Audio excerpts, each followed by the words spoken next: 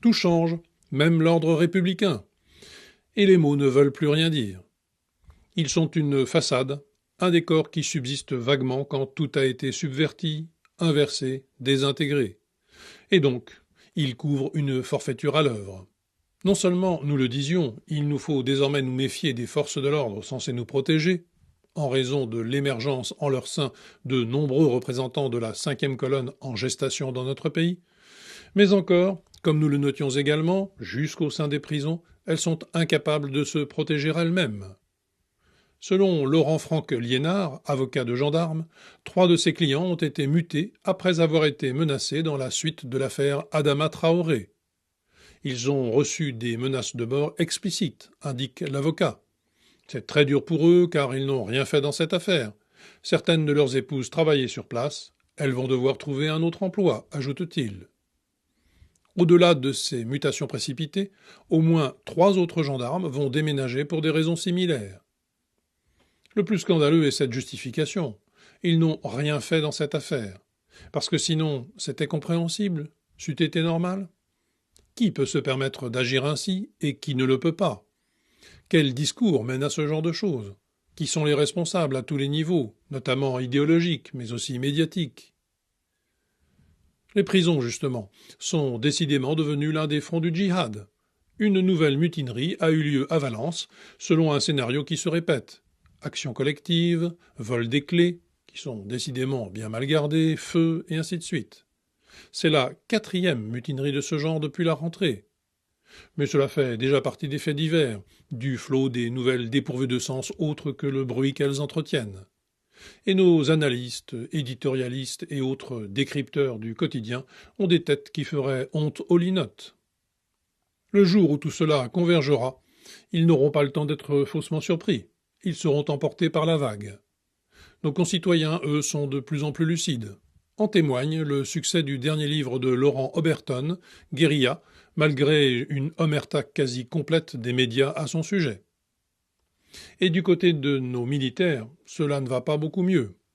Il y a longtemps qu'ils connaissent la problématique présence en leur sein de mahométans qui n'ont rien de harki.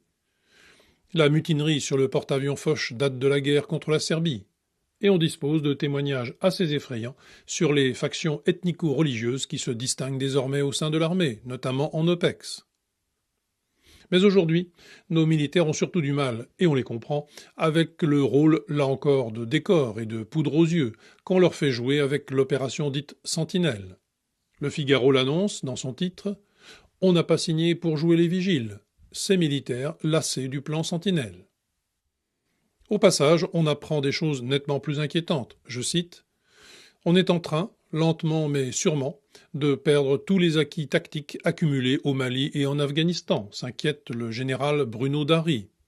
Et ceci, je cite « Il n'y a plus de sélection au niveau du recrutement, déplore Benoît qui a quitté l'armée. Avant, mon régiment n'acceptait que des E1. » Note de la rédaction, les militaires du rang sont classés en 3 groupes selon leur niveau, E1, E2, E3. Aujourd'hui, il accepte des E3. Fin de citation. Avec cela, on apprend un vol d'armes à la base d'Istres. 4 caisses d'armes ont été dérobées. Le parquet de Marseille a requis lundi le placement en détention provisoire de 4 suspects, dont un caporal-chef. On nous dit que la chose a rapport avec le grand banditisme, sans rappeler, bien entendu, que ce dernier est le plus souvent en étroite liaison avec le terrorisme djihadiste.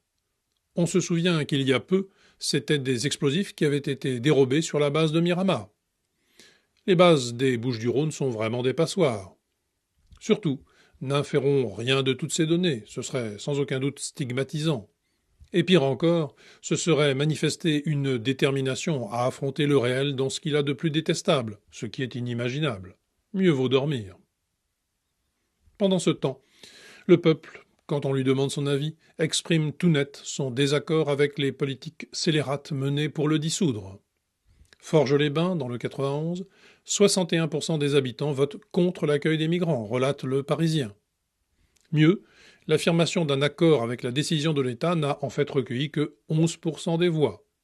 la proportion maximale que peuvent représenter, tous réunis, les gogos qui monopolisent les écrans et préemptent les discours pour convenir aux maîtres du devenir. Enfin, le chiffre du jour, celui du chômage. Le journal de France 2, hier soir, a réussi à faire dire aux chiffres que la fameuse inversion de la courbe du chômage n'était pas menacée par le résultat calamiteux du mois d'août. Bravo pour la perf et la souplesse dorsale, d'autant que c'est inutile, les gens ne sont pas dupes. En effet, le nombre de demandeurs d'emploi inscrits en catégorie A à Pôle emploi a explosé au mois d'août, affichant une progression de 50 200 en métropole et sur un mois, soit l'équivalent de la population d'une ville comme Belfort, par exemple.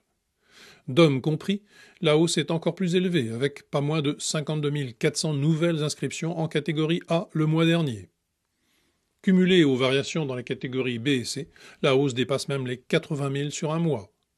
Il faut remonter au mois d'avril 2009 pour retrouver une hausse aussi importante. Cela malgré la période d'été et ses emplois saisonniers. El Khomri, pauvre fille une nouvelle fois à la dérive, prétendra sans honte que ces mauvais chiffres sont dus aux attentats.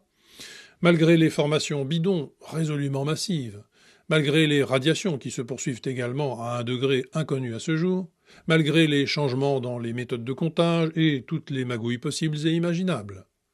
Et plus encore, malgré un environnement économique moins défavorable depuis quelque temps et quelques éléments mécaniques de rattrapage, même s'ils sont faibles et très provisoires. En un mot, le réel se rappelle au bon souvenir des bidouilleurs et souligne le désastre de notre situation économique, minée en vérité depuis des décennies pour de multiples raisons et achevée par l'impéritie et l'incompétence crasse des guignols hollandistes autant que par leurs délires fiscaux et réglementaires. Personne ne semble avoir bien compris ce qui se passe. Notre économie a calanché, point barre. Elle est en état de mort clinique, elle est sans avenir, s'étant défaite de ce qu'elle pouvait faire, et n'étant pas en mesure de faire le peu qu'il va rester à faire suite à la révolution numérique. Parole de chef d'entreprise. Rappelons brièvement quelques éléments essentiels de la donne actuelle. Primo, la mondialisation comme division internationale du travail et unification par le marché est en échec. Secondo, avec la révolution numérique, Schumpeter est mort, c'est-à-dire que la fameuse destruction créatrice a vécu. Tertio, l'autonomisation de la finance, son algorithmisme, est le stade ultime d'une sécession d'avec le réel, lequel se vengera à proportion.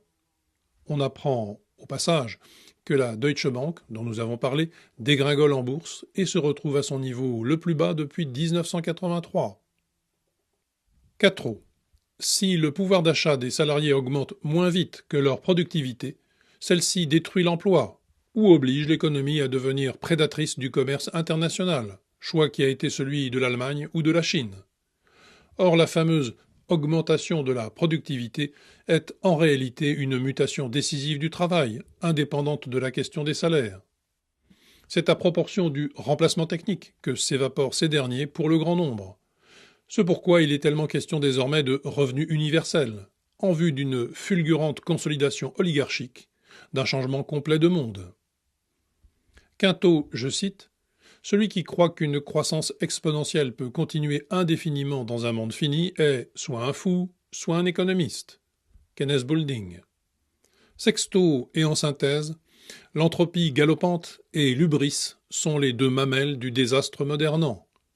Bref, faute de se préparer à un profond changement de paradigme, qui s'imposera tôt ou tard, c'est par l'économique que s'achèvera notre tiers et même quart mondisation, en parfaite cohérence avec le remplacement en cours de notre population. Prenons un peu de hauteur pour conclure tout à fait. La modernité se signale en ceci que partout ces progrès scellent la fin du temps des œuvres, et partant, elle scellera aussi la fin de tout travail. Mais cela ne fait aucun doute, tout cela va très bien se finir.